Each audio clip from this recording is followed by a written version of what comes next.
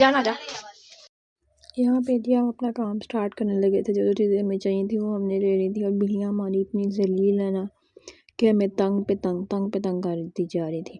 जितना कोई छोटे बच्चे तंग करते हैं ना उतना ही ये तंग करती हैं। बच्चों में उनमें कोई फ़र्क नहीं है। सारी चीज़ें इकट्ठी करके लाए और वो नवाबजादी साहिबा उसमें आके बैठ गई। बस कोई नई चीज़ ला के रख दो सही उसके पीछे पड़ जाती हैं। यहाँ पे हमें करना था जी प्लस्तर, क्योंकि दीवारें जो ख़राब थी जिनमें थे सुराख वगैरह जहाँ से प्लस्तर वगैरह हट गया हुआ था, ख़राब हो गया था, वो हमें दोबारा से ठीक करना था। घर की डेंटिंग पेंटिंग।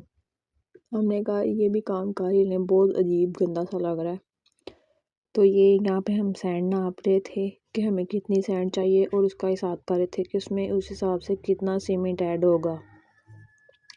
सैंड हमने फिर मम्मा से पूछ के कर ही लिया। वैसे हम ये काम हमें आता नहीं है, ना ही कभी हमने किया है, लेकिन फिर भी शुरू जब किया तो फिर आहिस्ता आहिस्ता करते करते आ ही जाता है। यहाँ पे सैंड की 6 बकेट्स ली थी और ये बीच में आ गई। इसको यहाँ पे ही वॉशरूम जाना था। कोई नई सैंड देख लेना पागल ही हो जाती है। ये इसको देखते सैंड देखते साथ ही मेरा ख्याल है वॉशरूम आ जाता है। वॉशरूम लेके जा रहे हैं, वहाँ नहीं कर रही और यहाँ पे आके शोर करी जा रही थी। सैंड डालने के बाद सीमेंट ऐड करना था। 6:1 रेशो था, तो 6 बकेट्स सैंड की ऐड की और 1 बकेट ये सीमेंट की ऐड की। हमें नहीं पता था, लेकिन हमने मम्मा से पूछ लिया तो उन्होंने हमें बताया कि 4:1 भी हो जाता है और 6:1 भी हो जाता है। इस तरह का कुछ उन्होंने हमें बताया था, तो हमें 6:1 ये रेशो ठीक लगा। तो हमने 6 सैंड की बकेट ऐड की और 1 सीमेंट की ऐड की।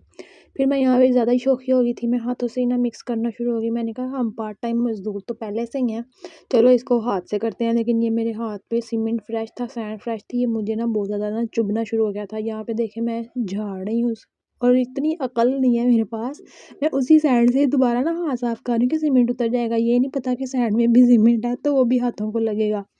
यहाँ पे इतना जो ये तंग कर रही थी ना जिसका कोई हिसाब नहीं है। इसको फिर जाके वॉशरूम में बंद किया कि पहले वॉशरूम करके आए, फिर ये इसमें वॉशरूम कर देती ना तो हमारा काम डबल हो जाना था। कोई एक काम करने लगो और वहाँ पे मोए मोए होके काम ज़्यादा ना हो, ये हो ही नहीं सकता।